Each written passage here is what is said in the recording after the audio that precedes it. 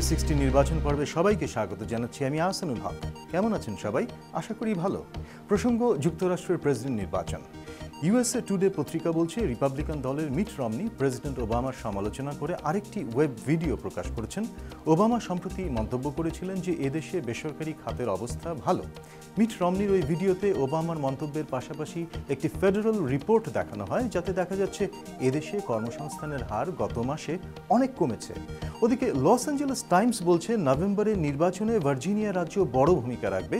তাদের মতে Mitt Romney Virginia রাজ্যে না জিতলে 270টি ইলেকটোরাল ভোট পাওয়া তার জন্য কঠিন হবে। সিএনএনের ভাষ্যকার ডেভিড ফ্রাম বলছেন আগামী নির্বাচনে ইউরোপের একটি প্রধান অর্থনৈতিক শক্তি জার্মানি বড় ভূমিকা রাখবে, কারণ যুক্তরাষ্ট্রের অর্থনীতির ওপর তাদের যথেষ্ট প্রভাব রয়েছে। VOA60 নির্বাচন পর্ব আজ এ পর্যন্তই।